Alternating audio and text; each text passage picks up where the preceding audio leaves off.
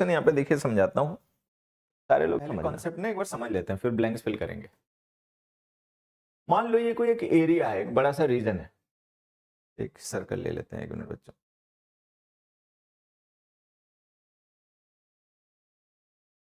ठीक है,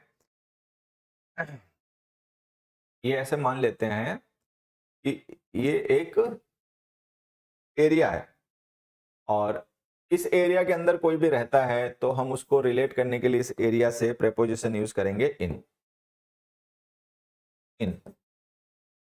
फिर ये जो एरिया है इसके अंदर डिफरेंट पॉइंट्स होंगे। मान लो ये पॉइंट हो गया ए, ये पॉइंट हो गया बी, ये पॉइंट हो गया सी, ये पॉइंट हो गया डी, ये पॉइंट हो गया यहाँ पर मान लो ई, ये हो गया एफ, ये हो गया जी, ये हो गया एच।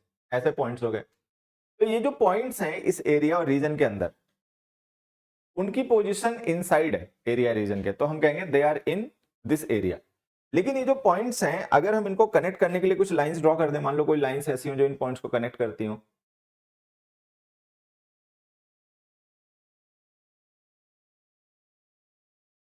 ऐसे। ठीक, तो ये जो लाइंस हैं, अब मान लो इन पॉइंट्स पे कोई चीज सिचुएटेड है, तो इन पॉइंट्स पे अगर कोई चीज सिचुएटेड है और हमें उसके बारे में बताना है तो हम प्रेपोजिशन यूज करेंगे एट। पॉइंट की प्रेपोजिशन होती है एट। तो 1 मिनट, दिख नहीं रहा होगा, तो यहां पर हम प्रेपोजिशन कौन सी यूज करेंगे? एट। लेकिन अगर इस लाइन पे कोई चीज सिचुएटेड है तो उसके लिए हम प्रेपोजिशन कौन सी यूज करेंगे? ऑन।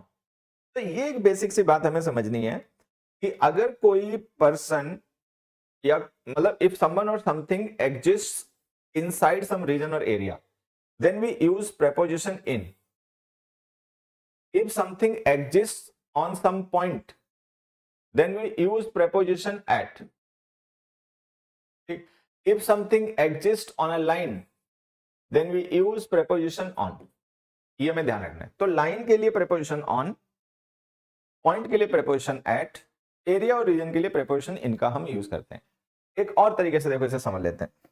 मान लीजिए मैंने एक लाइन ड्रॉ की,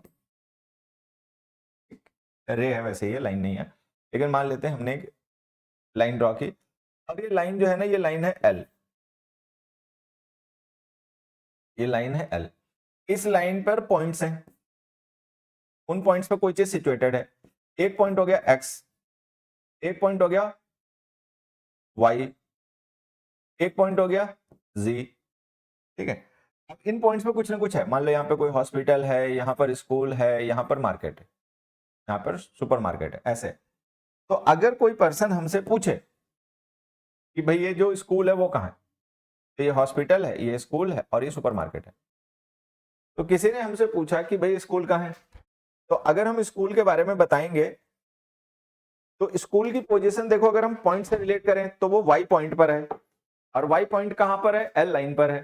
तो हम ऐसे कह सकते हैं एस, हम ऐसे कह सकते हैं S is at Y on L. तो हमें कहना पड़ेगा एस इज लिखना था, इन लिख दिया गलती से, 1 मिनट बच्चों। तो हम लिखेंगे S is at Y on L. अब ये जो वहां पर हमने डिस्कशन किया है, अब यहां जाओ। My uncle lives at modern street. Streets हैं, रोड्स हैं, लाइंस होती हैं जो पॉइंट्स को कनेक्ट करते हैं। ठीक है, तो इसके लिए प्रिपरेशन लिखो ऑन। लेकिन जब हम 34 मॉडर्न स्ट्रीट लिख देंगे तो 34 मॉडर्न स्ट्रीट जो है वो पॉइंट है, मतलब मॉडर्न स्ट्रीट पे 34 नंबर का मकान, तो ये एड्रेस है, ये पॉइंट है। अब हम लिखेंगे एट। रोहिणी एक सिटी है दिल्ली के अंदर, जैसे द्वारका है, रोहिणी है, पीतमपुरा है। ठीक है, इस तरीके से रोहिणी एक सिटी है, सब सिटी कह सकते हो आप। तो इसके साथ हम प्रेपोजिशन लिखेंगे इन। लेकिन जब हम उसको दिल्ली से रिलेट करेंगे तो दिल्ली है बड़ा रीजन एरिया, तो उसके साथ इन लिखेंगे। अब उसके अंदर स्मॉलर पॉइंट्स हैं, रोहिणी है, पीतमपुरा है, दुनिया भर की चीजें हैं, तो उनके साथ हम लिखेंगे एट। तो हम प्रेपोजिशन ऐसे यूज करेंगे। ठीक, इसी को आगे बढ़ाते हैं। तो कुल मिला के कोई चीज किसी एरिया या रीजन में सिचुएटेड है तो उसके लिए इन यूज करना है, किसी सरफेस पर, लाइन पर सिचुएटेड है तो उसके लिए ऑन यूज करना है, पॉइंट पर है तो एट लिखना है, जो कि इसी को आगे बढ़ाते हैं। तो कुल मिला के कोई चीज किसी एरिया या रीजन में सिचुएटेड है तो उसके लिए इन यूज करना है, किसी सरफेस पर, लाइन पर सिचुएटेड है तो उसके लिए ऑन यूज करना है, पॉइंट पर है तो एट लिखना है, जो कि हम कल पढ़ चुके हैं। बाउंड्री क्या होती है? बाउंड्री एक लाइन होती है, तो ऐसे ऑब्जेक्ट्स जो कि किसी लाइन को रिप्रेजेंट करते हैं, जो लाइन लाइक हैं, उनके साथ प्रिपोजिशन लिखा करो ऑन। तो यहां पर आपको लिखना है ऑन द बाउंड्री। अब देखो समझना, जैसे बाउंड्री है, सर्कमफरेंस है, ठीक है, आउटस्कर्ट्स है, बॉर्डर है, वर्ज है, ब्रिम है, ये सारे ऑब्जेक्ट जो होते हैं ना वो लाइंस को रिप्रेजेंट करते हैं। मीनिंग जिनके पता है ठीक है, नहीं जिनके पता है नेट पे ढूंढ लेना, डिक्शनरी में देख लेना। इनके सबके साथ हम ऑन प्रीपोजिशन का यूज करते हैं। Most crimes happen on the outskirts of the city. Outskirts का मतलब बाहरी घेरा, लाइन होती है। जैसे कोई सर्कल होता है तो उसमें लाइन होती है, साइड जो होती है, साइड भी लाइन होती है, और साथ ही साथ में जो क्या नाम, जैसे सर्कल वगैरह होता है तो सर्कल की जो सर्कमफरेंस है वो भी एक लाइन होती है, ठीक है। रेडियस भी लाइन होती है, डायमीटर भी एक लाइन ही होता है, ठीक। ट्राइंगल होता है, ट्राइंगल में साइड्स जो होती हैं वो लाइन होती हैं। तो लाइन और साइड के साथ हमें प्रीपोजिशन ऑन लिखनी है। अभी जो लिखे गए ऑब्जेक्ट्स हैं आप ध्यान से देखेंगे तो ये सारे ऑब्जेक्ट लाइन लाइक होते हैं। बॉर्डर क्या होता है? बॉर्डर लाइन होती है, आउटर लाइन होती है, ठीक है। कोई एरिया है, कोई रीजन है, उसकी लिमिट जो होती है वो लाइन होती है, तो उसके साथ हम क्या लिखते हैं? At on preposition. On border, more troops are sent are deployed on the border. फिर यहाँ देखो, the plane landed at Bengaluru yesterday. अब बेंगलुरु क्या है? एक बड़ा शहर है, जैसे दिल्ली है ना वैसे बेंगलुरु एक बड़ा शहर है, तो हमें प्रीपोजिशन क्या लिखनी चाहिए? इन। लेकिन यहाँ पे एक दूसरी सिचुएशन है।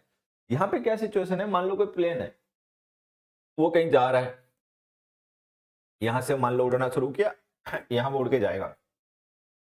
तो आप ध्यान से देखो उसकी जो जर्नी है, उस जर्नी में जहां से वो उड़ा है वो एक पॉइंट है, जहां पर वो लैंड करेगा वो भी एक पॉइंट है, और बीच में अगर वो कहीं पे रुका है तो वो भी पॉइंट्स हैं। तो इस तरीके से जब कोई एक रूट बनता है, ठीक है, तो उस रूट की शुरुआत जहां से हुई वो पॉइंट, जहां पे जाके एंड हुआ वो रूट वो पॉइंट, बीच में कहीं पे स्टॉप्स आए तो वो भी रूट। तो हम यहां पर बेंगलुरु को एज अ सिटी ना देखकर as a point of the route देखेंगे, और हम इसके साथ प्रीपोजिशन लिखेंगे एट। हम क्या प्रीपोजिशन लिखेंगे? At. The plane landed at Bengaluru yesterday, ठीक। Next page, the tourist had breakfast at a dhaba dash their way. अब टूरिस्ट है, मान लो कहीं निकले हैं, घूमने जा रहे हैं, रास्ते में उनके रास्ते में कोई ढाबा पड़ा, तो उस ढाबे पे उन्होंने अपना ब्रेकफास्ट किया। तो जैसे वो जा रहे हैं तो उनका जो रास्ता है वो क्या? एक लाइन है, पाथ है, पाथ लाइन है, रोड लाइन होता है, रोड के साथ भी हम ऑन लिखते हैं। अब उस लाइन पे बीच में कोई ढाबा पड़ा, कोई पार्क पड़ा, कोई सिनेमा हॉल पड़ा, तो वो सब क्या है? पॉइंट्स हैं, eight. So the tourist had breakfast at a dhaba on their way. अगला देखो, one of the criminals was hiding at the dhaba. अब हमने कहा कि क्रिमिनल्स में से एक जो था वो ढाबा पे छिपा हुआ था। तो अब यहाँ पे ढाबा को हम कोई पॉइंट नहीं मान रहे, अब हम ढाबा को एक एरिया, एक रीजन मान रहे हैं जिसके अंदर कोई छुप सकता है, ठीक। छुपेगा तो उसको अंदर ही जाना पड़ेगा ना, तब हम इन लिखेंगे। देखा कॉन्टेक्स्ट। फिर हमने लिखा there are tall trees that's the other side of the river. Other side of the river, side है, साइड भी लाइन होती है, तो उसके साथ में ऑन लिखो। जैसे ट्राइंगल होता है ना, ट्राइंगल में साइड्स होती हैं, स्क्वायर में साइड्स होती हैं, रेक्टेंगल में साइड्स होती हैं, रोम्बस में साइड्स होती हैं, तो वो साइड क्या होती है? लाइन ही तो होती है, तो ऑन लिखो। On the other side, whose side are you on? मान लो मैं किसी पर्सन से पूछ रहा हूँ, भाई तुम हो किसकी साइड में? हमारी साइड हो कि उनकी साइड हो? I am on your side, I am on your side, on, ठीक। तो साइड है, लाइन है, इनके साथ ऑन लिखेंगे। एरिया रीजन में कोई चीज सिचुएटेड है उसके लिए इन लिखेंगे, किसी पॉइंट पर कोई चीज सिचुएटेड है उसके लिए एट लिखेंगे, और सरफेस के लिए ऑन यूज करेंगे। On the wall, on the table, वो सबको पता ही होता है, ठीक है। आगे आ जाओ। अब हमें डिस्कस करने हैं यूजेस ऑफ दीज प्रीपोजिशंस। एक प्रीपोजिशन है टू, एक प्रीपोजिशन है फ्रॉम, एक प्रीपोजिशन है इनटू। ठीक, सबसे पहले हम इन प्रीपोजिशंस के कॉमन यूजेस समझ लेते हैं, फिर उनको मैं एग्जांपल की मदद से आपको समझा दूंगा। देखिए, टू का यूज हम करते हैं डायरेक्शन और डेस्टिनेशन के लिए, डायरेक्शन के लिए करते हैं, डेस्टिनेशन के लिए, रिसीवर के लिए और रिलेशन शो करने के लिए। फ्रॉम का यूज हम करते हैं सोर्स के लिए, गिवर के लिए, और ये कुछ वर्ड्स हैं जिनके साथ में हम ऑफ का यूज करते हैं, ठीक है। Different, suffer, desist, refrain, abstain, prevent, protect, derive, extract, exempt, इनके साथ भी हम फ्रॉम का यूज करते हैं। इनटू का हम यूज करते हैं इनवर्ड मोशन के लिए, ट्रांसफॉर्मेशन के लिए, ठीक। तो इनमें हम सबसे पहले काम करते हैं, इनटू के यूजेस को समझ लेते हैं। फ्रॉम और टू के यूजेस ज्यादा हैं तो उनको बाद में डिस्कस करेंगे, पहले इनटू के यूजेस को डिस्कस कर लेते हैं। इनटू का हम यूज करते हैं इनवर्ड मोशन के लिए और ट्रांसफॉर्मेशन के लिए। देखो आप देखो, there were two frogs that's the well, दो जो फ्रॉग्स थे वो पहले से कुएं के अंदर थे, तो पहले से ही वही है, तो ये हो गया इन।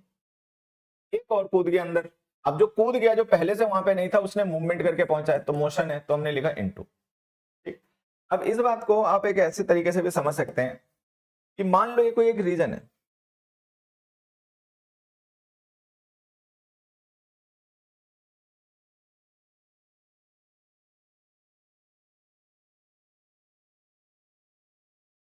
ठीक है। अब कोई चीज ऐसी है जो इसके अंदर है पहले से, मान लो ए इसके अंदर है, क्या हो गया ये,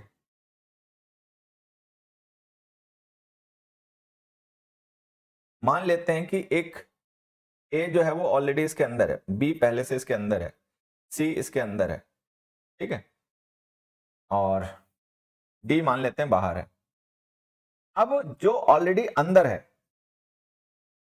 ठीक, जो ऑलरेडी अंदर है उसके लिए तो हम प्रेपोजिशन यूज करेंगे इन, जैसे ए अंदर है तो हम लिखेंगे इन, बी अंदर है तो हम लिखेंगे प्रेपोजिशन इन। अब इनमें से कोई ऐसा है जो अंदर से बाहर आ रहा है, या कोई ऐसा है जो बाहर से अंदर जा रहा है, तो जो बाहर से अंदर जा रहा है उसके लिए हम प्रेपोजिशन यूज करेंगे इनटू।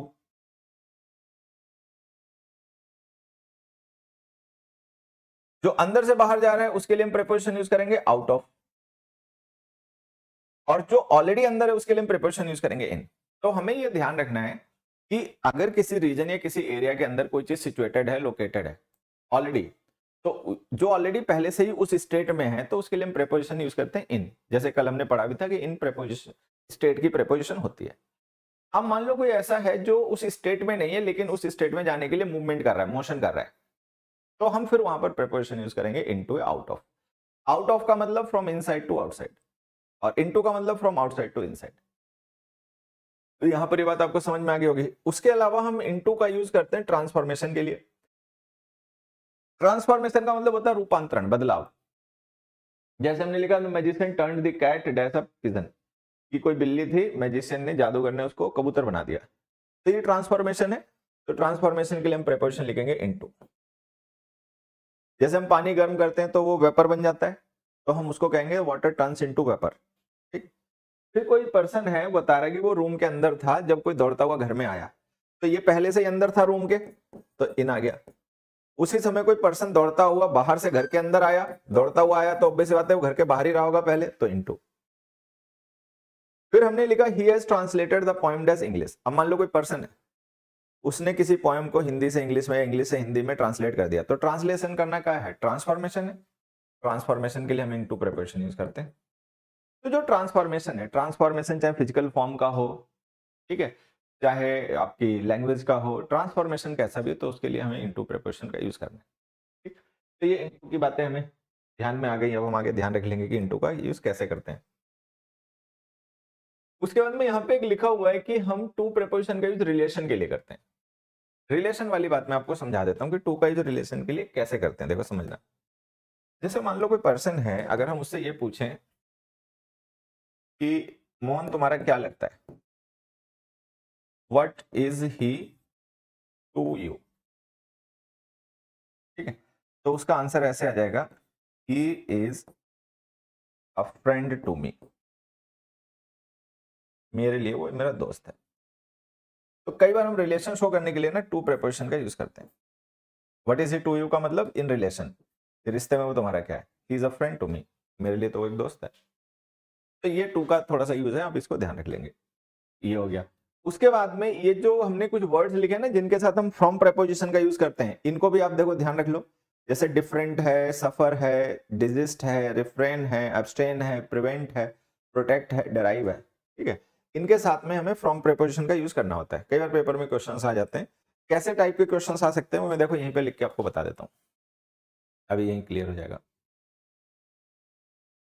जैसे हमने एक एग्जाम्पल लिखा, तो भी लोग ध्यान देना, अक्सर ऐसा होता है कि डिफरेंट के साथ में देन या टू लिख के एरर दिया जाता है। आपको ध्यान रखना है कि डिफरेंट के साथ हमेशा प्रीपोजिशन यूज करनी है फ्रॉम, ठीक है। एक तो इस तरीके के क्वेश्चंस आते हैं इन वर्ड्स के साथ में प्रेपोजिशन आनी है फ्रॉम, लिख दी कोई और। दूसरे कैसे क्वेश्चंस आते हैं कि जैसे हमने पढ़ा कि प्रिवेंट के साथ में प्रेपोजिशन फ्रॉम आएगी, ठीक, यहाँ पर आप देखोगे तो फ्रॉम आपको दिखाई नहीं पड़ेगा। ये देखो यहाँ पर आप देखोगे तो फ्रॉम दिखाई नहीं पड़ेगा, प्रिवेंट के साथ हमने सीधे इन्फिनिटिव लिख दिया।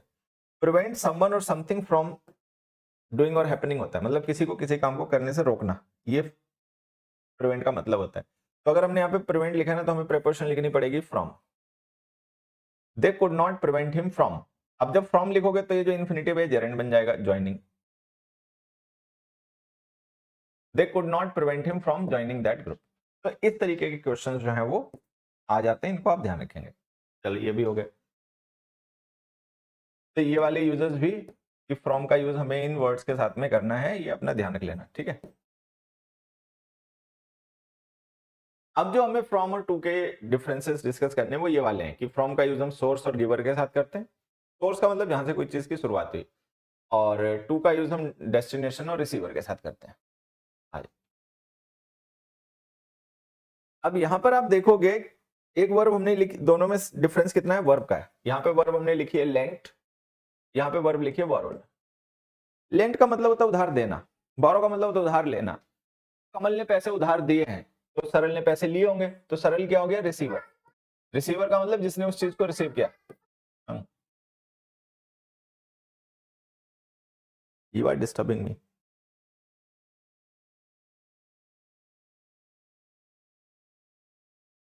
अब यहाँ पे कमल ने पैसे उधार लिए हैं, तो अगर कमल ने पैसे उधार लिए हैं तो किससे लिए होंगे, सरल से। तो सरल कौन हो गया, गिवर। तो हमें ये ध्यान देना है कि जो ट्रांसमिट कर रहा है किसी चीज को, भेज रहा है, उसके साथ हमें प्रेपोजिशन लिखनी है फ्रॉम। और जो किसी चीज को रिसीव कर रहा है, जिसको कोई चीज मिल रही है, रेसिपिएंट है जो, उसके साथ प्रेपोजिशन लिखनी है to.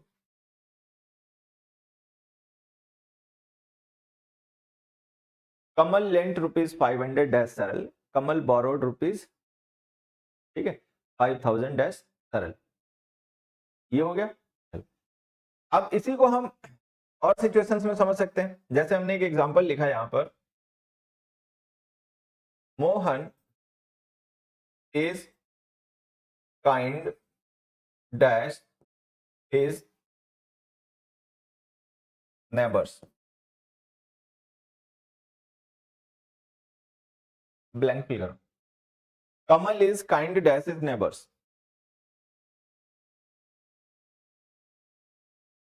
Kamal is kind dash his neighbours. Mohan kind है, तो कहने का मतलब मोहन के अंदर क्वालिटी होगी काइंडनेस। भाई अगर हम किसी पर्सन को काइंड कह रहे हैं, तो अगर हम किसी पर्सन को काइंड कह रहे हैं तो इसका मतलब that person must possess the quality kindness. तो उसके अंदर क्वालिटी ऑफ काइंडनेस होगी, तभी हम उसको काइंड कह रहे हैं, ठीक। अब वो जो उसके अंदर क्वालिटी है काइंडनेस, जिसकी वजह से हम उसको काइंड कह रहे हैं, तो उस क्वालिटी का रेसिपिएंट कौन है। वो जो क्वालिटी है उसके अंदर काइंडनेस की, उस क्वालिटी का रिसीवर कौन है। भाई मान लो मेरे अंदर दया भाव है, तो वो मेरी दया किसे मिलती है, ठीक है।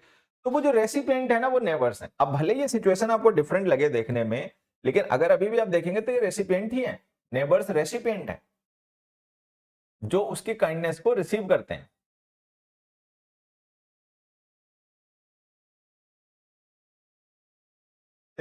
तो अगर ये रेसिपिएंट है तो लिखो प्रेपोजिशन टू। अब मान लो जो हमने यहां पर एडजेक्टिव लिखा है काइंड, ये क्वालिटी ऑफ काइंडनेस का एडजेक्टिव है। अगर हम इसकी जगह कोई दूसरा एडजेक्टिव लिख दें, हम लिख दें पोलाइट, तो ये क्वालिटी ऑफ पोलाइटनेस का एडजेक्टिव हो गया। अगर हम लिख दें क्रूअल, तो एक क्वालिटी ऑफ क्रुएलिटी का एडजेक्टिव हो गया। अगर हम लिख दें ऑनेस्ट, तो एक क्वालिटी ऑफ ऑनेस्टी का एडजेक्टिव हो गया। अगर हम लिख दें सेंसिटिव, तो एक क्वालिटी ऑफ सेंसिटिविटी का एडजेक्टिव हो गया। अगर हम लिख दें इंडिफरेंट, तो ये क्वालिटी ऑफ इंडिफरेंस का एडजेक्टिव हो गया। अगर हम लिख दें गुड, तो ये क्वालिटी ऑफ गुडनेस का एडजेक्टिव हो गया, एक्सेट्रा। तो इस तरीके से जब हम किसी पर्सन की कोई क्वालिटी बताते हैं और ये बताना चाहते हैं कि उस क्वालिटी का अफेक्ट किस पे पड़ता है, तो जिसमें अफेक्ट पड़ता है वो रेसिपिएंट होता है, उसके साथ हम टू प्रेपोजिशन लिख दें। You must be good to your friends, you must be kind to your friends, be honest to your friends. तो ये हमें ध्यान रखने की रेसिपिएंट उनके लिए हम प्रेपोजिशन टू का यूज करते हैं, ठीक है। उसके बाद में क्या था कि गिवर और रिसीवर वाली तो बात खत्म मान लेते हैं। अब हमने पढ़ा कि सोर्स और डेस्टिनेशन, उनमें से जो सोर्स होता है उसके बाद हम प्रेपोजिशन लिखते हैं फ्रॉम, डेस्टिनेशन के साथ में हम प्रेपोजिशन लिखते हैं टू। चलो आ जाओ समझते हैं। क्वेश्चन नंबर 4 देखिए, हमने क्वेश्चन नंबर 4 लिखा बच्चों कि sent some letters dash this address। दूसरा हमने लिखा he received some letters dash this address। ये हो गया, ब्लैंक्स फिल करो सभी लोग। डिफरेंस देख लेना क्या है, हालांकि दिख गया होगा तुम सबको, लेकिन फिर भी मैं एक बार हाईलाइट कर देता हूं। ये रहा difference, fill in this blanks. इन ब्लैंक्स को सभी लोग फिल कीजिए। इस पर्सन ने लेटर्स भेजे, तो अगर इसने लेटर भेजे कहीं पर, तो जहां पर भी इसने लेटर भेजे वो डेस्टिनेशन हो गया, तो हम लिख देंगे प्रीपोजिशन टू। इस पर्सन ने लेटर्स रिसीव किए, तो अगर इसने किसी एड्रेस से लेटर रिसीव किया तो हम प्रीपोजिशन लिख देंगे फ्रॉम। तो यहां पे आ गया टू, यहां पे आ गया फ्रॉम, ठीक है। क्योंकि अभी क्या है कि दिस एड्रेस जो है वो डेस्टिनेशन है और दिस एड्रेस जो है वो सोर्स है जहां से हमारे पास लेटर्स आ रहे हैं, तो हमने टू और फ्रॉम लिख दिया। सही है, ये सबको समझ में भी आया होगा। अब मैं आपको दूसरी सिचुएशन देता हूं, उस पर सभी लोग थोड़ा सा सोचें। दूसरी सिचुएशन में आपको ये दे रहा हूं कि थोड़े समय के लिए आप ऐसा मान लो कि जो दिस एड्रेस है ये इस पर्सन का अपना खुद का ही रेजिडेंस है। अभी तो हमने क्या माना, अभी तो हमने ये माना कि जो दिस एड्रेस है वो इस पर्सन का रेजिडेंस नहीं है, वो कोई ऐसा एड्रेस है जहां ये लेटर भेजता है, जहां से इसके पास आते हैं, यही माना था, तभी हमने टू और फ्रॉम लिखा। अब ये मान लो कि दिस एड्रेस इस पर्सन का अपना रेजिडेंस है, अब बताओ क्या प्रीपोजिशन लिखोगे। अब ये मान लो कि दिस एड्रेस जो है वो इस पर्सन का अपना रेजिडेंस है, कौन सी प्रीपोजिशन लिखोगे ये बताओ।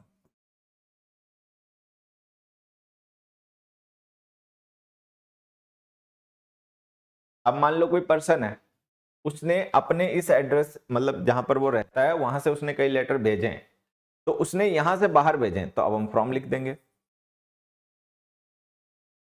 अब मान लो जहां पर वो रहता है वहां पर उसने कुछ लेटर्स रिसीव किए हैं, तो हम टू तो लिख नहीं सकते, क्योंकि टू जो होता है ना वो हमेशा पर्सन से दूर का पॉइंट होता है, उसका अपना खुद का पॉइंट टू नहीं हो सकता, ठीक है। तो अब हमें यहां पे लिखना पड़ेगा एट। तो अगर हम ये मान लें कि इस पर्सन ने लेटर भेजे हैं उस एड्रेस को, तो हम लिखेंगे टू। अगर हम मान लें कि इस पर्सन ने इस एड्रेस से लेटर्स भेजे हैं, कहां भेजे वो नहीं पता, तो हम लिखेंगे फ्रॉम, ठीक। अगर हम ये मान लें कि इस पर्सन ने उस एड्रेस से लेटर्स रिसीव किए हैं, तो हम लिखेंगे फ्रॉम।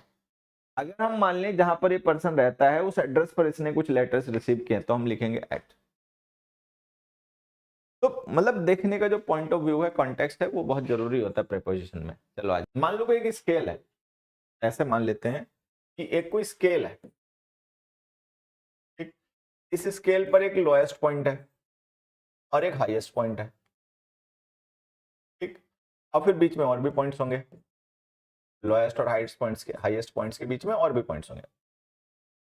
अब कोई चीज है, मान लो प्राइस है या टेम्परेचर है, कोई भी चीज है, अगर वो राइज करेगी तो उसकी डायरेक्शन ये होगी टुवर्ड्स हाईएस्ट पॉइंट, ड्रॉप करेगी तो उसकी पोजीशन ये होगी, मतलब ये डायरेक्शन होगी, ऐसे होगा। तो ये कॉमन सेंस की बातें होती हैं, ऐसा तो होता नहीं, कोई बताएगा नहीं तो आप ये बात जानोगे नहीं, सबको ये पता होता है कि हाई जो पॉइंट होगा वो ऊपर होगा, अप में होगा, लोएस्ट डाउन में होगा। कोई भी चीज राइज करेगी तो वो हाईएस्ट पॉइंट की तरफ जाएगी, ड्रॉप करेगी तो लोएस्ट पॉइंट की तरफ आएगी, ठीक है। अब कोई चीज जैसे ड्रॉप कर रही है, तो अगर वो ड्रॉप कर रही है तो उसमें दो पॉइंट्स होंगे, एक जहां से उसने ड्रॉप करना शुरू किया वो ओरिजिन है, और जहां तक वो ड्रॉप होकर पहुंची वो डेस्टिनेशन है। उसी तरीके से कोई चीज अगर राइज करेगी तो एक पॉइंट होगा जहां से वो राइज करेगी, वो ओरिजिन पॉइंट होगा, और जहां तक वो राइज करेगी वो डेस्टिनेशन पॉइंट होगा। तो जब कोई इस तरीके का मूवमेंट होता है, कोई ट्रांसफर होता है, कोई ट्रांजिशन होता है, तो उसमें दो पॉइंट्स होते हैं, एक ओरिजिन जहां से शुरुआत हुई और एक एंड डेस्टिनेशन। तो वो जो ओरिजिन पॉइंट है उसके लिए हम यूज करते हैं फ्रॉम, और जो एंड पॉइंट है उसके लिए हम यूज करते हैं टू। लेकिन अब एक तीसरी चीज है, मान लो कोई चीज ऐसी है कि हमें उसकी पोजीशन बतानी है कि वो किस पॉइंट पे है, उसमें कोई मोशन या मूवमेंट नहीं है, तो हम उसके लिए एट यूज करते हैं। तो हम उसके लिए प्रेपोजिशन एट यूज करते हैं। तो अगर हमें सिंपली कोई चीज कहां पर किस पॉइंट पर सिचुएटेड लोकेटेड है ये बताना है तो हम प्रेपोजिशन लिखते हैं एट। लेकिन अगर कोई चीज कहीं से जा रही है, गिर रही है, तो जहां से उसका गिरना शुरू हुआ या उठना शुरू हुआ वहां के लिए लिखते हैं हम फ्रॉम, और जहां तक वो गिरकर या उठकर पहुंच गई उसके लिए हम प्रेपोजिशन लिखते हैं टू। तो ये बेसिक सी बातें ध्यान रखनी है ना। अब देखो, फ्यूल प्राइसेस रोज, फ्यूल प्राइसेस बढ़ गए हाईएस्ट लेवल। अब अगर बढ़ गए हैं तो हाईएस्ट लेवल उनका डेस्टिनेशन ही हो सकता है, ओरिजिन तो हो नहीं सकता। तो यहाँ पे हम लिखेंगे preposition to. Fuel prices dropped, fuel prices गिर गए। अगर फ्यूल प्राइसेस गिर गए हैं तो हाईएस्ट लेवल जो है वो उनका ओरिजिन हो सकता है, डेस्टिनेशन तो हो नहीं सकता, तो फ्रॉम। अब यहाँ पे ना फ्यूल प्राइसेस गिरे हैं ना फ्यूल प्राइसेस बढ़े हैं, हम बता रहे हैं कि फ्यूल प्राइसेस कहां पर हैं। देखो ध्यान से देखना, राइज वर्ब मोशन की वर्ब है, ड्रॉप मोशन की वर्ब है, आर स्टेट की वर्ब है। ये मोशन है, ठीक है, ये मोशन है, ठीक है, ये स्टेट है। तो यहाँ पे हम किसी चीज का घटना या बढ़ने को नहीं बता रहे, यहाँ पे हम सिंपली बता रहे हैं कि कोई चीज कहां पर है कहां पे नहीं है, तो एट बताएंगे। तो हाईएस्ट लेवल वो है तो एक पॉइंट ही, लेकिन वो पॉइंट किसी ट्रांसफर ट्रांजिशन का है तो हम टू फ्रॉम लिखेंगे, अदरवाइज स्टेट का है तो एट लिखेंगे, ठीक है। तो ये हमें बेसिक बात इस तरीके से ध्यान रखनी है, जब कोई एक चीज ट्रांसफर होती है, ट्रांजिट होती है एक पॉइंट से दूसरे पॉइंट पे, तो जहां से शुरुआत हुई है वो फ्रॉम है, जहां पे एंड हुआ वो टू है। और अगर हमें कोई ट्रांसफर या ट्रांजिशन नहीं शो करना, सिंपली बताना है कि कोई चीज कहां पर सिचुएटेड है, किस पॉइंट पर लोकेटेड है, तो हम प्रीपोजिशन लिखते हैं एट। एक एग्जांपल आ जाओ, ही फेल विक्टिम।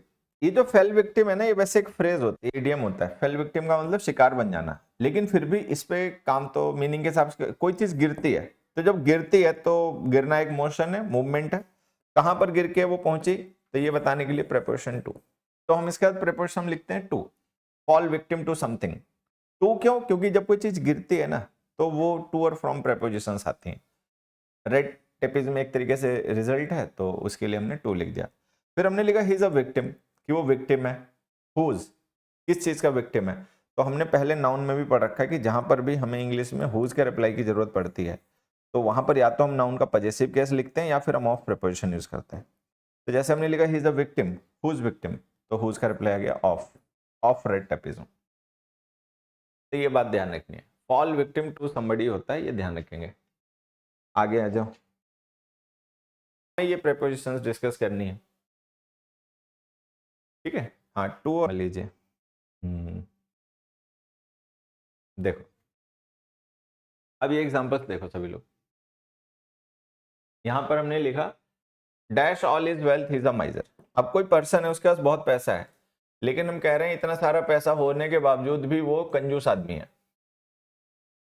अब यहाँ पे अगर आप देखो आपको क्या मीनिंग चाहिए होगा, डिस्पाइट कॉन्ट्रास्टिंग है। मान लो कोई पर्सन है अगर अमीर है, किसी के पास पैसा नहीं है, पैसे की तंगी है और वो कंजूसी करे तो समझ में आता है। कोई पर्सन ऐसा है जिसके पास अच्छा खासा पैसा है फिर भी कंजूसी कर रहा है, तो ये कॉन्ट्राडिक्शन वाली सिचुएशन हो गई। तो ऐसी सिचुएशन में हम फॉर का भी यूज करते हैं। तो जो मैंने आपको बताया ना कि फॉर का यूज हम करते हैं कई बार डिस्पाइट के कॉन्टेक्स्ट में, तो ये वो यूज है। इस तरीके की सिचुएशन में भी फॉर का यूज किया जाता है।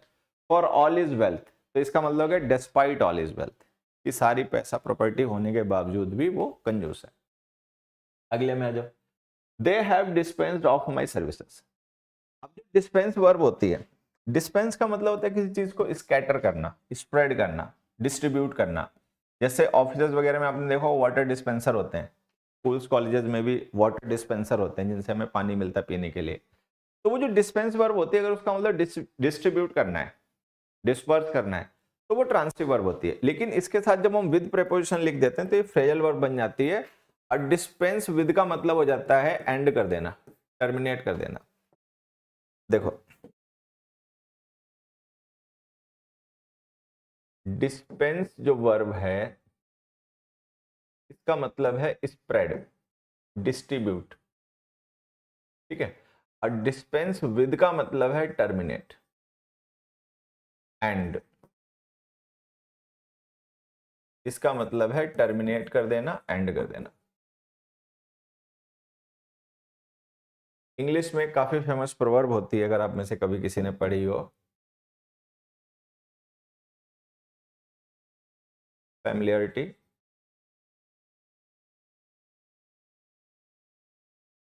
डिस्पेंसेस विद फॉर्मेलिटी। अगर आपने पहले पढ़ रखी है तो बहुत अच्छी बात है, नहीं तो नेट पे इसका मीनिंग ढूंढना, पता करना। अच्छी प्रोवर्ब है। फैमिलियरिटी डिस्पेंसेस विद फॉर्मेलिटी, ठीक है। तो इसका मतलब है फैमिलियरिटी एंड्स फॉर्मेलिटी। फैमिलियरिटी ज्यादा जान परिचय हो जाने से ना फिर आदमी फॉर्मेलिटी करना बंद कर देता है। आपको बता देता हूँ कि बाई प्रिपोजिशन का यूज हम प्लेस के लिए कैसे करते हैं। देखो, बाई का यूज जब हम प्लेस के लिए करते हैं ना बच्चे, तो इसका मतलब नियर होता है। हमने एक एग्जांपल लिखा, he was standing by the tree, ठीक है। और एक फॉर और रीजन वाला वो बता देते हैं उसका। देखो, दे हैव कम हियर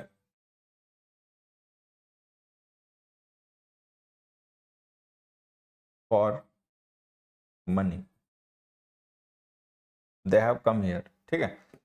तो ये आपको समझना है कि जो बाई प्रेपोजिशन होती है, अब जैसे हमने इसको प्लेस के लिए यूज कर रखा है, तो जब हम बाई के लिए प्रेपोजिशन प्लेस का यूज करते हैं तो इसका मतलब नियर होता है, ठीक है। They were standing by the tree, by the tree का मतलब पेड़ के पास में, बगल में, ठीक।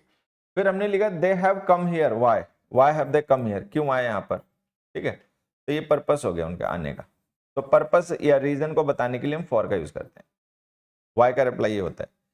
तो ये है, ये जो हमने प्रेपोजिशनल फ्रेज लिखे ना बाय द ट्री, ये है वेयर का रिप्लाई, प्लेस को रेफर कर रहा है, ठीक है। और ये जो हमने लिखा ये है वाई का रिप्लाई, पर्पस को रेफर कर रहा है। तो अगर हमें कभी भी वाई का रिप्लाई करना है कि कोई काम हुआ या किया गया तो क्यों हुआ या क्यों किया गया ये बताना है, तो फॉर लिखिए, ठीक है।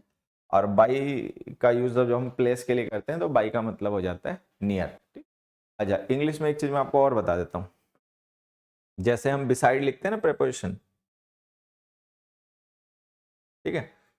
तो बिसाइड का मतलब बाई प्लस साइड ही होता है।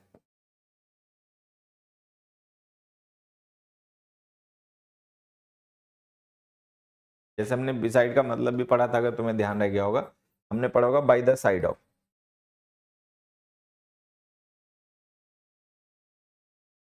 तो अगर हम कभी भी बाई का यूज प्लेस के लिए करेंगे तो ये ध्यान रखना, बाई का मतलब बगल में, ठीक है, और पास होता है, ये ध्यान रखें।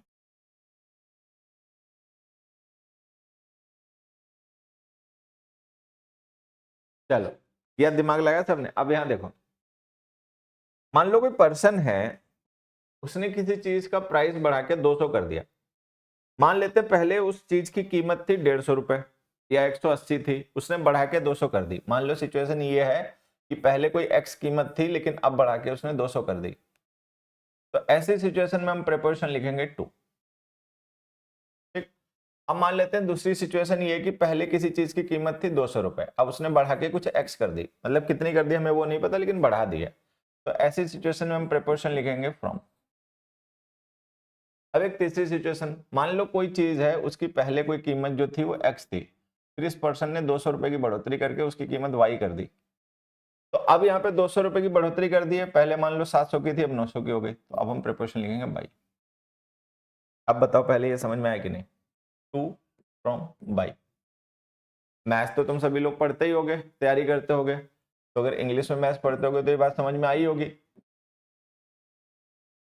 ही increase the price of it to rupees 200, तो इसका मतलब 200 रुपए कर दिया बढ़ाकर। पहले कितना था तो 200 से कम रहा होगा, जितना भी रहा हो, लेकिन अब बढ़ा के 200 कर दिया, तो ये आ गया टू।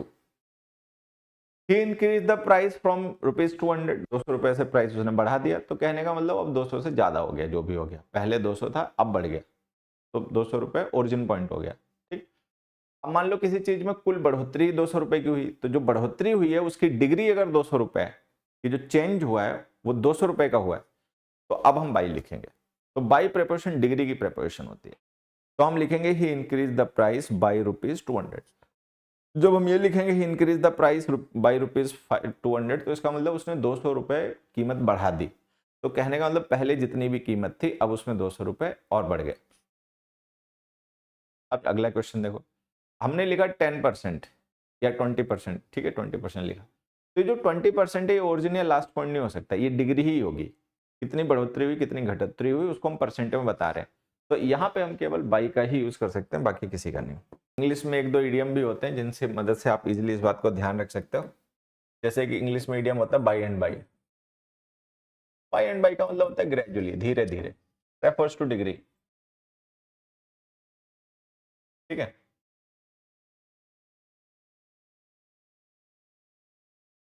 तो बाई का यूज हम डिग्री के लिए करते हैं, ये क्लियर हो गया। आ जाओ वापस देखो, एक एग्जांपल लिखा बच्चों हमने, दे फॉट डैश, उन्होंने आजादी के लिए लड़ाई की, तो ये हो गया पर्पस, कि भाई अपनी आजादी के लिए उन्होंने लड़ाई की, तो पर्पस हो गया। उन्होंने अन्याय के लिए लड़ाई की, कि हमें अन्याय चाहिए, ऐसा तो नहीं हुआ होगा, अन्याय के खिलाफ लड़ाई की, ऑपोजिशन। मान लो कोई चीज है हम उसको अपोज करने के लिए कोई काम कर रहे हैं, तो ये ऑपोजिशन हो गया। उन्होंने अपने मतलब दमनकारी लोगों से लड़ाई की, तो द सेकेंड पार्टी। जब भी हम कोई काम करते हैं अगर उसमें कोई सेकेंड पार्टी भी हमारे साथ इंक्लूड हो, चाहे हमारी साइड हो चाहे दूसरी साइड हो, ठीक है। फिर हमने लिखा they fought death automatic rifles, automatic rifle से लड़ाई करी, तो इंस्ट्रूमेंट हो गया। उन्होंने लड़ाई किससे की? ऑटोमेटिक राइफल से। ऑटोमेटिक राइफल्स क्या हो गए? इंस्ट्रूमेंट्स हो गए जिनकी मदद से उन्होंने लड़ाई की।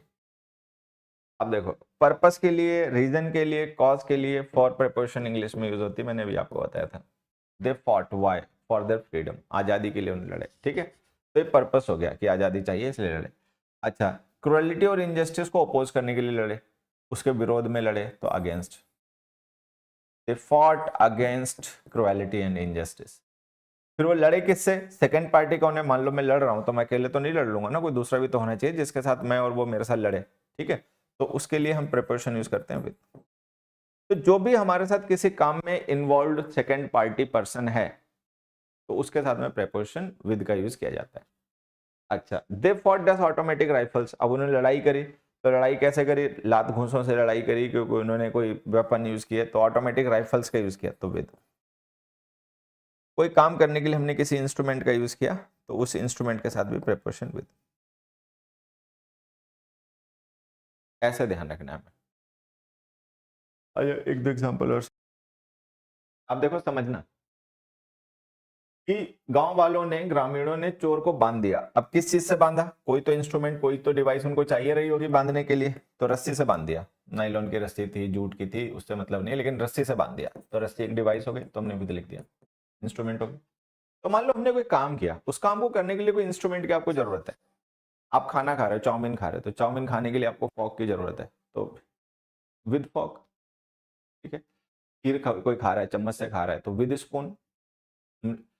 जैसे खेल रहे हैं तो लकड़ी के बैट से खेल रहे हैं, विद वुडन बैट, है ना। तो मान लो हम कोई काम कर रहे हैं, उस काम को करने के लिए जो हमें इंस्ट्रूमेंट, जो मतलब टूल चाहिए, तो उस टूल की प्रिपरेशन विद होती है। आगे देखो, ही फेस द चैलेंजेस, उसने चैलेंजेस को फेस किया। कैसे फेस किया? किस चीज से फेस किया? तो बहादुरी से किया। तो बहादुरी, अब हमें देख लग रहा है कि कॉन्क्रीट चीज नहीं है बहादुरी, लेकिन बहादुरी भी एक इंस्ट्रूमेंट है। कोई भी काम करने के लिए आप जिस चीज का यूज करते हो एज एन इंस्ट्रूमेंट, उसके साथ प्रिपरेशन विद लिखनी है। अब कोई जरूरी नहीं है वो हर एक चीज जो है वो फिजिकल फॉर्म में ही हो, बहुत से एब्स्ट्रैक्ट चीजें भी होती हैं। तो जो एब्स्ट्रैक्ट चीजें होती हैं वो भी एक तरीके से इंस्ट्रूमेंट ही होती हैं। विद करेज, जैसे हमने लिखा they fought with automatic rifles, ठीक है, they fought with automatic rifles, सही है। लेकिन अगर मान लो हम ऐसे लिख दें, they fought dash bravery, they fought dash determination, बहादुरी से उन्होंने लड़ाई करी, तो दे फॉट विद डिटर्मिनेशन, तो विद आएगा। तो जो हमारी एब्स्ट्रैक्ट थिंग्स हैं, अगर हम उनको एज अ टूल यूज करते हैं, तो उनके साथ भी हमें विद लिखना है, with confidence. He answered all the questions with confidence, with honesty, ठीक है, विद सेंस ऑफ रेस्पॉन्सिबिलिटी, इस तरीके से। उसके बाद हमने लिखा कमल रोट अ पोएम, कमल ने पोएम को लिखा। कैसे लिखा भाई? पेन से। पेन क्या हो गया? इंस्ट्रूमेंट हो गया जो उसने लिखने के लिए यूज किया। इंक क्या हो गया? मटेरियल हो गया। इंक कोई इंस्ट्रूमेंट नहीं है, तो यहां पे लिखो विद, यहां पे लिखो in. Kamal wrote the poem with a pen, Kamal wrote the poem in ink. अब आ गई पेंसिल की बात है, पेंसिल के साथ में क्या लिखेंगे? तो अब में से आप में से जो लोग जानते हो ठीक है, जो नहीं जानते उनको मैं बता देता हूँ कि पेंसिल मटेरियल भी होता है और टूल भी होता है, इंस्ट्रूमेंट भी होता है। अगर हम पेंसिल के साथ में आर्टिकल लिखते हैं, जैसे देखो यहाँ पे हमने पेन के साथ आर्टिकल ये लिखा, तो इसका मतलब ये पेन काउंटेबल नाउन है और ये पेन टूल है। यहाँ पे पेंसिल के साथ हमने कोई आर्टिकल नहीं लिखा, तो अगर हमने पेंसिल के साथ आर्टिकल नहीं लिखा है तो इसका मतलब हम पेंसिल को यहाँ पे कोई टूल नहीं मान रहे, यहाँ पर हम पेंसिल को मान रहे हैं मटेरियल। ग्रेफाइट को भी पेंसिल ही कहते हैं। तो अगर पेंसिल के साथ ए लिखा होता या द लिखा होता तो हम ये मानते कि पेंसिल का मतलब इंस्ट्रूमेंट, लेकिन अभी यहाँ पे पेंसिल को हमने बिना आर्टिकल के लिख रखा है, तो इसका मतलब ये कॉमन नहीं है, एब्स्ट्रैक्ट नाउन है और ये मटेरियल है, एब्स्ट्रैक्ट सॉरी मटेरियल है, अनकाउंटेबल नाउन है, मटेरियल है। तो अब हम लिखेंगे इन। तो लिखो Kamal wrote the poem with a pen, Kamal wrote the poem in ink, Kamal wrote the poem in pencil. तो हमने कोई काम किया, उस काम को करने के लिए जो हमने इंस्ट्रूमेंट यूज किया जिसकी मदद से हमने वो काम कर पाया, उसके साथ में प्रेपोजिशन लिखनी है विद। ठीक, एक चीज और देखो, 6th क्वेश्चन हमने लिखा, he solved the sum dash, नहीं कुछ और लिख देते हैं,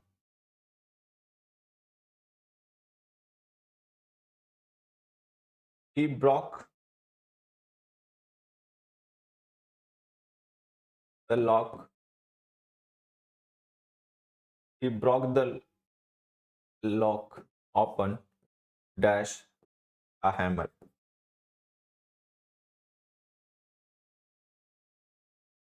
he broke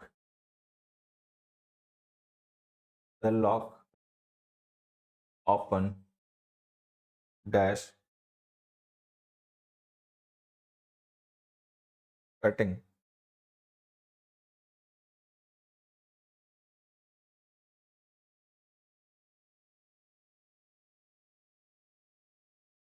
अभी कुछ ना लिखें।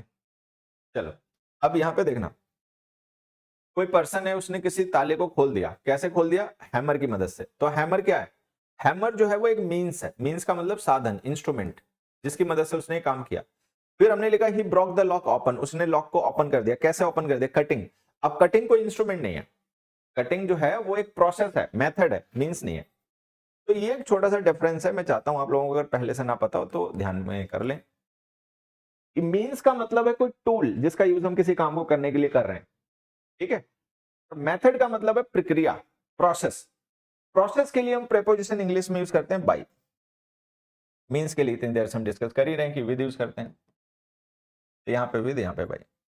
ही broke the lock open by cutting, he broke the lock open with a hammer. जैसे हमने कोई काम किया, किस टूल का यूज किया, तो विद। किस तरीके से किया, मेथड क्या था, प्रोसेस क्या थी, तो by. By boiling it, we can make water pure by boiling it. ठीक है, तो बॉइलिंग क्या है? प्रोसेस है। ठीक, ये अपना ध्यान रखना। अब क्या बचा रहेगा भाई? तो अब एक यूज बचा रह जाता है, ये चेंज और रिप्रेजेंटेटिव वाला, कि बाई प्रेपोजिशन का यूज हम करते हैं, सॉरी फॉर प्रेपोजिशन का यूज हम करते हैं तब जब हमें कोई चेंज या एक्सचेंज का रिलेशन शो करना होता है। ये बात है, आ जाओ इसको डिस्कस कर लेते हैं। देखिए हमने एक सेंटेंस लिखा,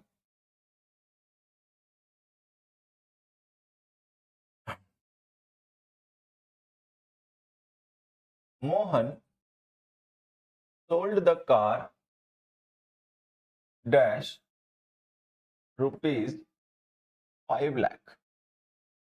दूसरा, मोहन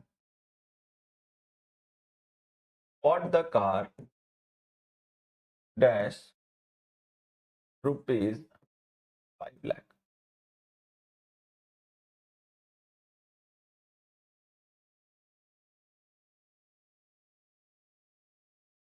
अब देखो, मोहन ने कार को बेचा, मोहन ने कार को खरीदा।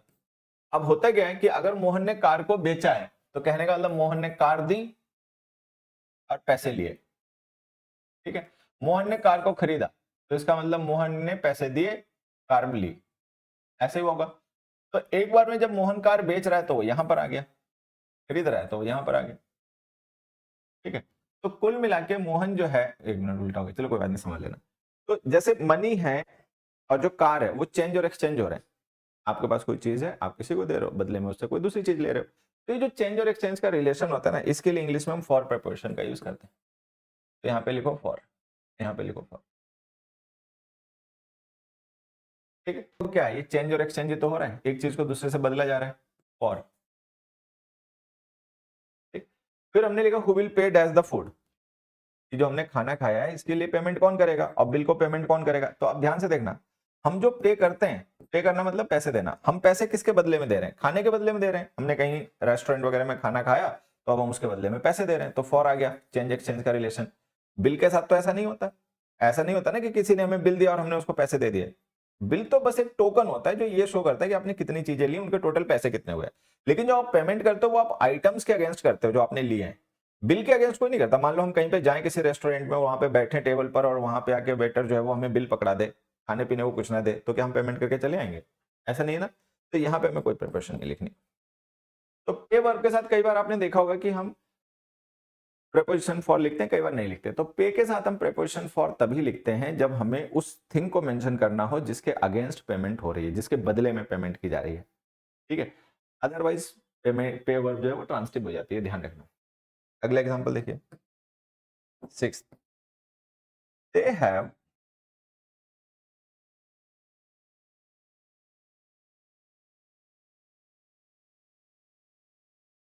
issued me a check dash a check of $3,000.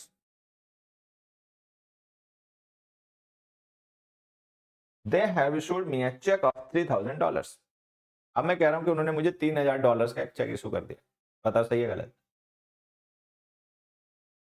They have issued me a check of $3,000.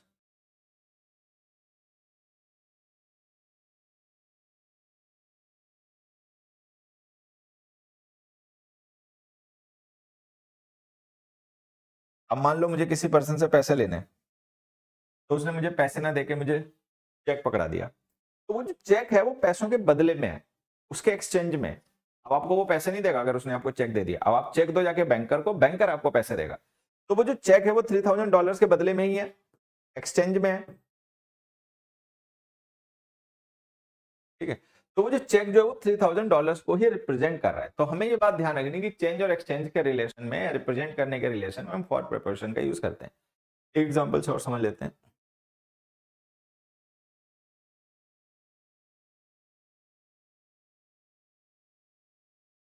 The vice principal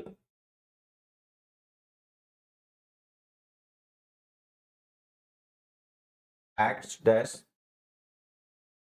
the principal in his absence.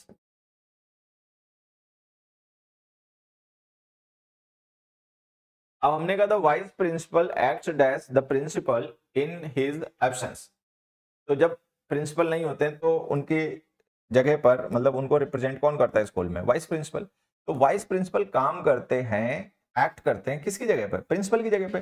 तो उनके बदले में कह लो या यूं कह लो, उनको रिप्रेजेंट करते हैं उनकी जगह पर। जब वो एब्सेंट होते हैं तो वाइस प्रिंसिपल उनका काम देखते हैं। तो ये जो रिलेशन होता है, चाहे चेंज एक्सचेंज का हो या कोई एक चीज किसी दूसरी चीज को रिप्रेजेंट कर रही है उसके बदले में, तो भी हम फॉर का ही यूज करते हैं। तो लिखिए the vice principal acts for the principal in his absence. ठीक है, इंग्लिश में एक दो फ्रेजल वर्ब्स होती हैं, आप लोगों ने अगर पढ़ी हो। जैसे देखो, एक फ्रेजल वर्ब होती है, एक कार वाला हटाता हूं, यहीं पे लिख दूंगा।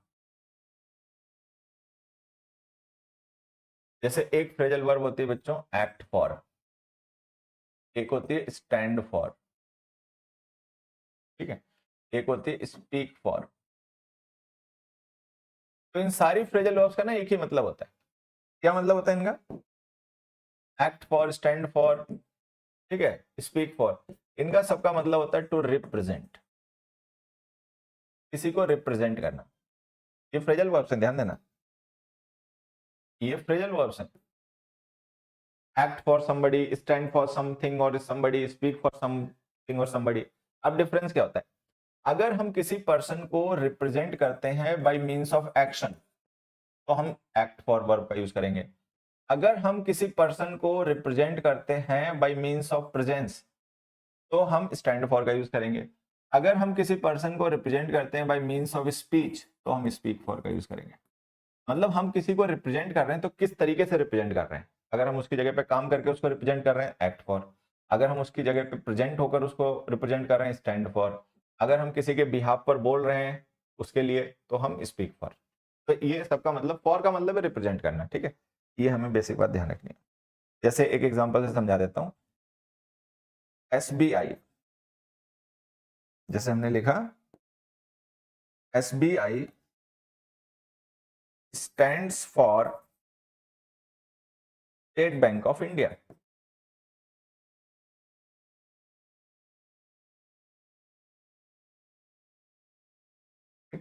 तो हमने लिखा SBI स्टैंड्स फॉर, SBI का मतलब क्या है, स्टेट बैंक ऑफ इंडिया। ठीक है, चलो आज के लिए इतना ही, बाकी फिर अगली क्लास में। तो ये अपने बढ़िया से नोट्स बनाना खूब अच्छे से, और कोई डाउट्स वगैरह रहे तो व्हाट्सएप पे पूछ लेना। बाकी अपने यहाँ से पढ़ते रहो, सीखते रहो, खूब मौज करो। Thank you, bye.